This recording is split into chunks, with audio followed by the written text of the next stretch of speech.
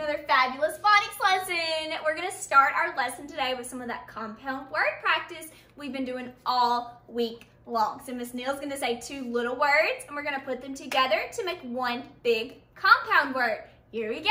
Pop and corn. Popcorn. Excellent. Let's try bee and hive. Beehive. Wonderful. Let's try another one. Bath and robe.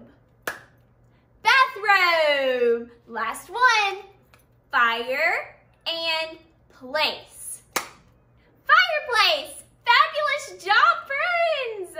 Okay, guys, so let's jump right on into our worksheet for today. Miss Neal's gonna say some letter sounds, and we're gonna write the letter or letters that make that sound. Okay, here we go. For number one, we're gonna write all of the letters that can make the D sound. So we know that letter D can make D. But yesterday, we learned that the suffix ED can also make the D sound. So we're gonna write both of those for number one. Fabulous! Number two, we're gonna write all of the letters that make T. T. So we know letter T makes T. And yesterday, we learned that the suffix ED can make the T sound. For number three, we're gonna write the letter that makes the E sound. E. Excellent. Number four, write the letter that makes A. A. Good job. Number five, we're gonna write the letter that makes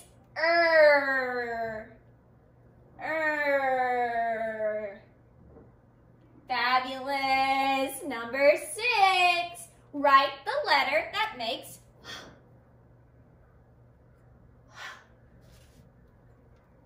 For number seven, we're gonna write the letter that makes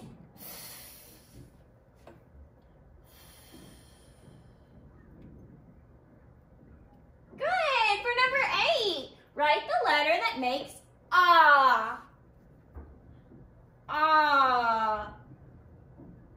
Wonderful. Number nine, write the letter that makes S. And for number 10, we're going to write the letter that makes A. And for number 10, we're going to write the letter that makes A. A. Excellent job, sweet friends. Let's pick up right here with number 11. We're going to spell some words. So the word that we are spelling for number 11 is path. Path. So I'm hearing P, A,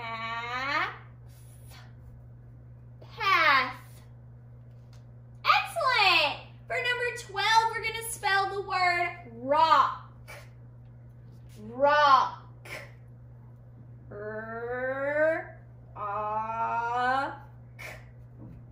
And I'm using the CK because my O does not have anything after it. There's nothing breaking up the A and the K sound.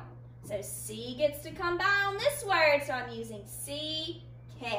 Excellent! I'm gonna echo some words and I want you guys to listen for the medial sound. Remember, medial just means middle. So we're listening for the middle sound. Here we go. Teeth.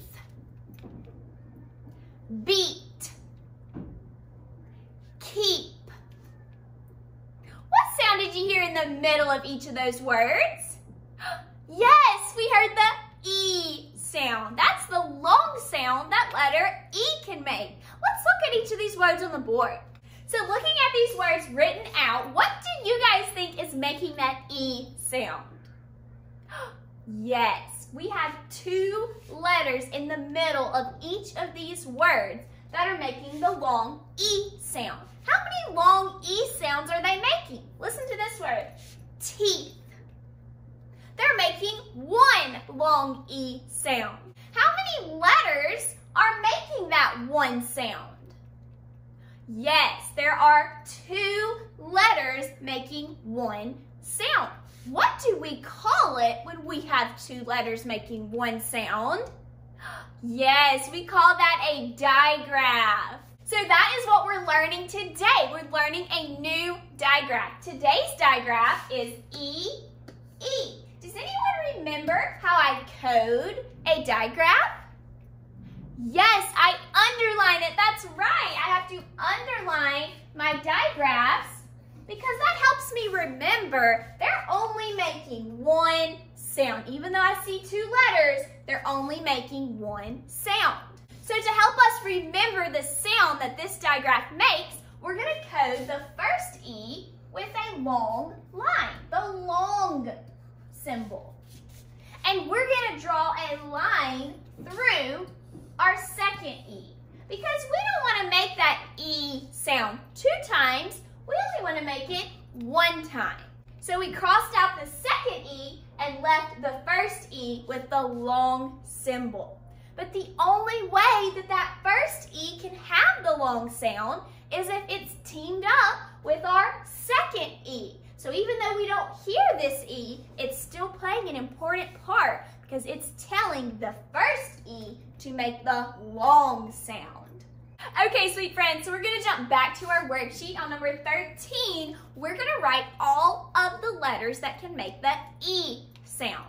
Well, we already know that E by itself can make the E sound if it's open and there's no door closing on it. So we can write letter E.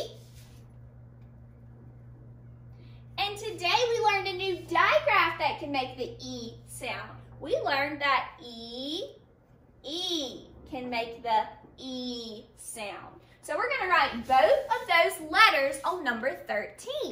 All right, I've written some words here up on the board. I want to ask you, how are we spelling the K sound in each of these words? I'm going to read them to you. Task, milk, bank, peak, sleek, meek. In every one of these words, what letter did I use to spell the K sound?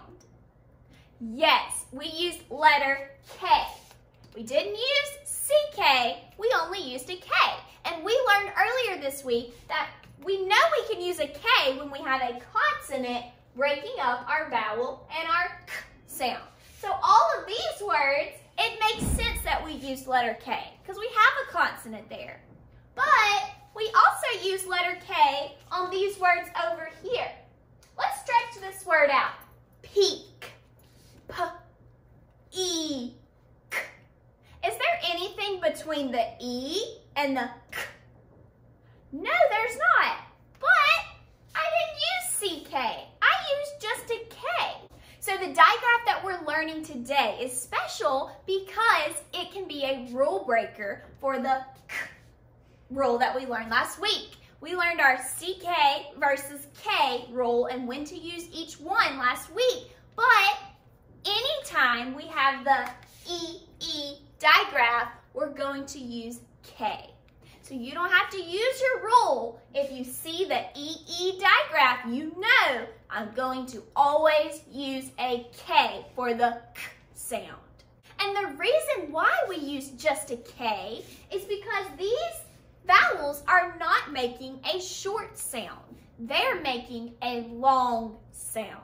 So when we have a K after a long vowel, we're going to use a K, not a CK. So we're going to pick up right here with number 14, and we're going to spell some words that use this EE digraph. Our first word for number 14 is C. C. So I hear the S, and then I hear E to spell the word C. Excellent!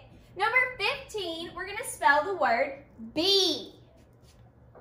B. B-E.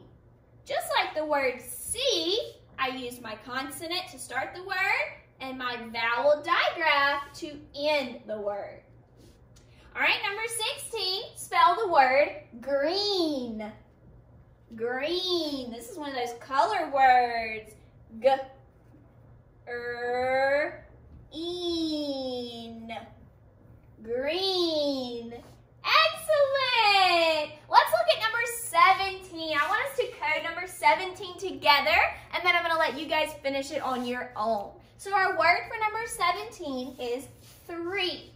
And I see several things in this word that we need to code. The first thing I see is what we learned today, that E digraph. So let's start by coding that. I'm going to underline my digraph, cross out my second E, and code my first E with a long vowel because we're only hearing one E sound. Excellent! There's also another digraph at the beginning of this word. What digraph is this? Yes, T-H, the th sound. So we're going to underline that digraph as well. Wonderful job! All right, guys, I want you to try coding numbers 18 through 26 on your own. Have your parent, your teacher, whoever is with you check your paper so you know you're doing it correctly, and then try to do the back by yourself. I cannot wait to see your fabulous work. Thanks for joining me for another phonics lesson, and I'll see you guys tomorrow. Bye!